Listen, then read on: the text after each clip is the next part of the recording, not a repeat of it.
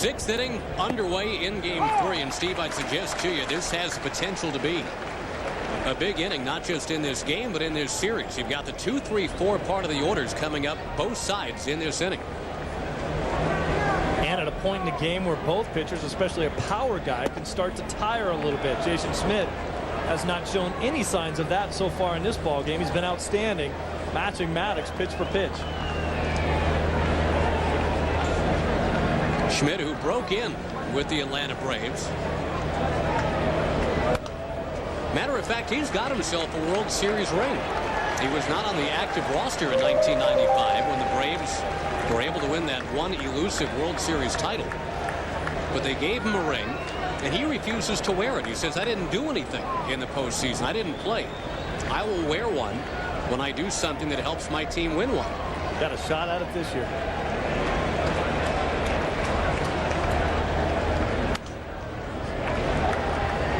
The great contortionist Julio Franco now down to the count 1 and 2. I'd love to spend a lot of time up here telling you how you should do things. This is how you should not do it. Look at that knock-knee, bat wrapped up around your head.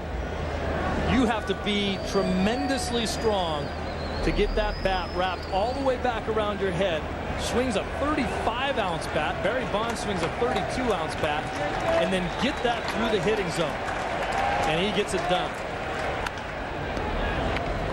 He is playing in his 25th season of professional baseball. So if he debuted in Butte, Montana at the age of 16, I guess he really is 41 years old. Yeah, right. He's 49 if he's a day, but I got news for you. Look, you see those arms right there? Those are really, really big muscles. So you go give him the business about how old he is. I'm going to do it from up here. I'm just saying, not too many 16-year-olds playing pro ball. Franco down on strikes.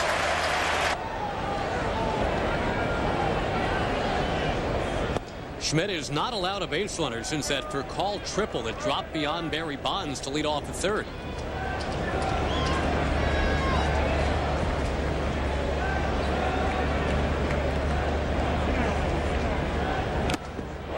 Powers it right by Sheffield, mid-90s again.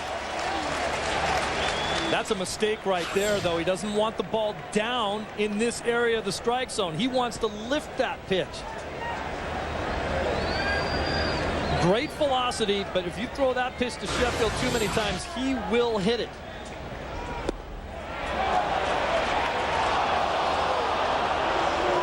That's nasty, and that serves a purpose right there. Breaking ball down in the strike zone. Did he go? Doesn't matter what I think. The umpire said no. No, Gary Darling says let's call it 2-1. Gary Sheffield, Steve, was huge in the 1997 postseason, beating these same Atlanta Braves as part of the World Series champion Florida Marlins. That team since gutted down to skeletal remains. Sheffield in the 97 playoffs had a Barry Bonds-like on-base percentage of around .550. Bonds, of course, has never won a championship at any level. He says not even Little League. Sheffield is on.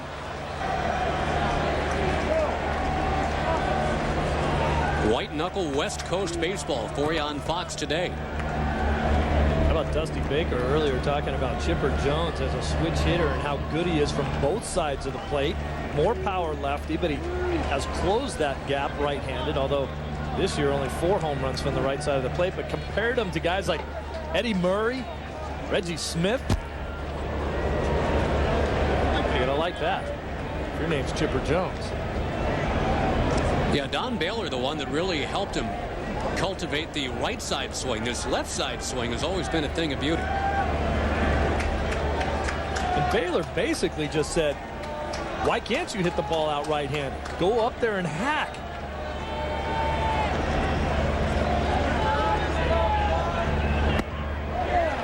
On the outside, Black.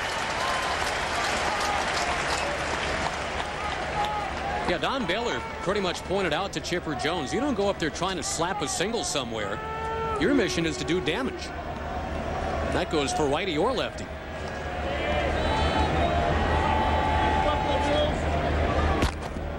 really respect Don Baylor, the job that he does. I played with Don Baylor and the respect that he commands as a player. The job that he did as a hitting coach for a number of organizations. Andres Galarraga, another guy that he really turned around. And I believe he should get another managing job as well somewhere.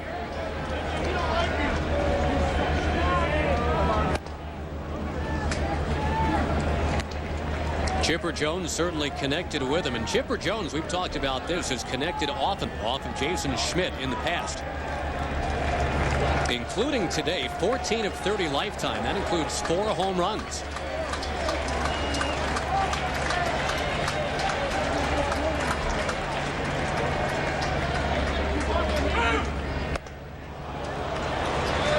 Look at Benito Santiago.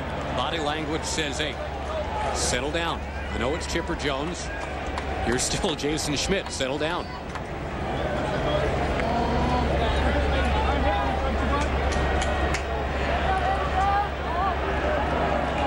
Up at the 95 pitch mark for a power pitcher. Start to worry about him.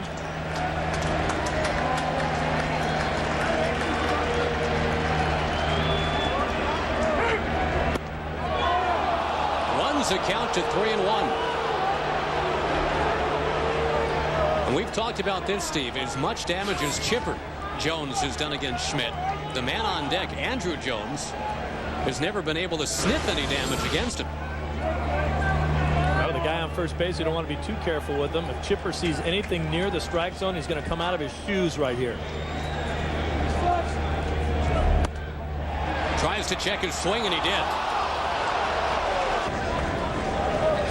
Of course, I guess you get a little biased when you play for the Red Sox and grew up being a Red Sox fan.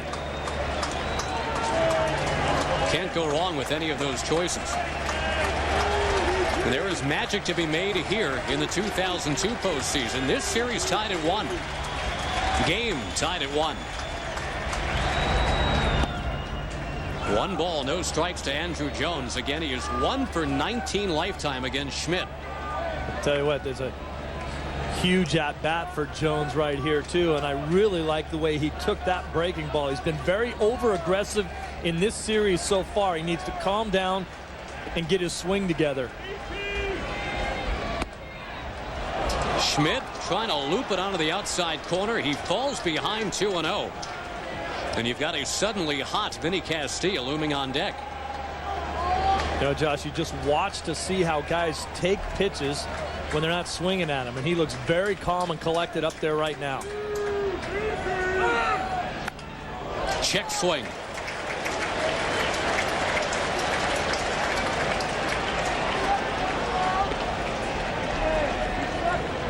Well, that ball got on him hard, didn't it? Wow. Andrew Jones wanted no part of that fastball. That thing just barreled in on his hands. Get off me.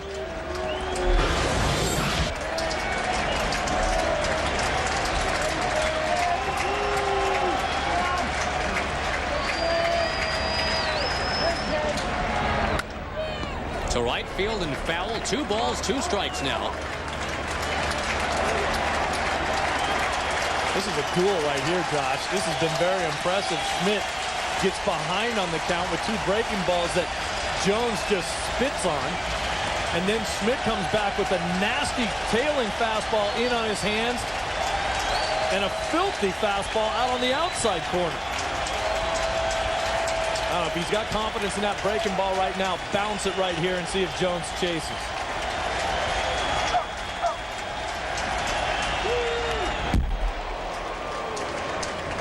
That's the kind of swing where you think, all right, this ball's either in the left center alley or it's right back to the net. Unfortunately for Schmidt, it was door number 2. Was the breaking ball caught a little bit more of the plate maybe than he wanted to? Jones right on it. See the spin of that ball?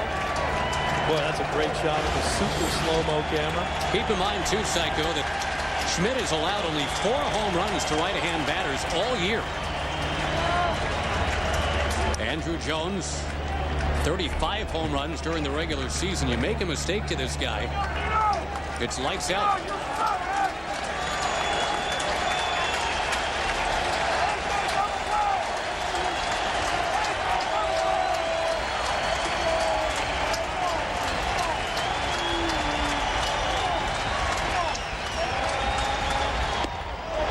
blocked his swing.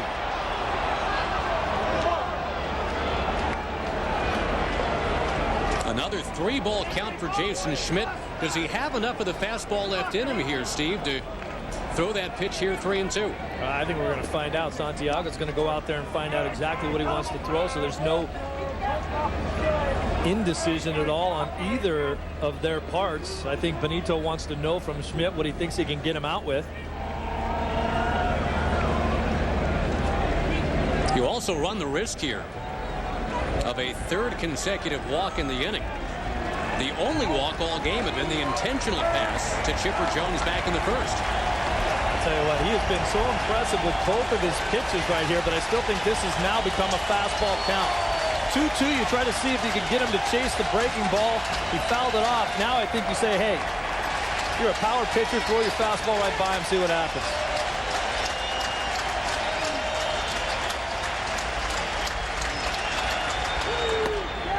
Fastball at 96, but it missed. And they are loaded up for Vinny Castilla. Bases are loaded. 1 down. Tie game 1-1. It's Ibar against Vinny Castilla. And Castilla first pitch swinging. A base hit into left. The throw coming in. Not in time. 2-run score. And just like that, it's Atlanta 3 and San Francisco 1. Now, Steve, we didn't have time to set the new pitcher, Manny Ibar, but interesting to consider. Vinny Castilla, career against Jason Schmidt. 35 at-bats. Not a single extra base hit. First pitch fastball, bangs it into left field for a hit. Now Lockhart sends one into right field. All the way back. This ball is going to go! Keith Lockhart! And though they play the ball back in, right field umpire Bill Miller says that is a 3-run jack from a most unlikely source. 2 pitches, 5 runs, and 6-1 Atlanta in the 6th inning.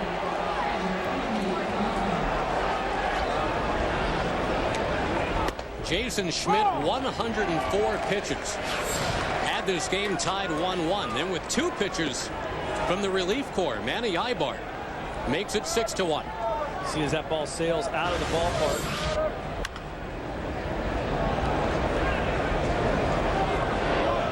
Keith Lockhart had 5 home runs during the regular season. And Steve, on the prospect food chain, this guy had been the plankton for about 10 years. With the Atlanta team again this year making a difference. This guy had been a 6-year minor league free agent 3 times. He just hit a huge home run.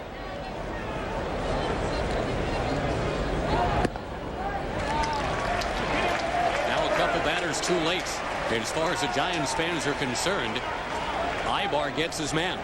I think a lot of Braves fans were surprised to not see Matt Franco start this game at first base. Trading time with Julio Franco. Wes Helms got some playing time over there. There is Julio. And I'll tell you, time after time in a playoff game, you put the part-time players in a great opportunity to do some damage because you are putting them in the RBI situations because you're pitching around the big names. Charged it short. And Maddox pulls up, but you know what? He's got a 5-run lead right now. Thanks in part to Vinny Castilla. And then joining the ranks of Brian Doyle and Mark Lemke, ladies and gentlemen, Keith Lockhart.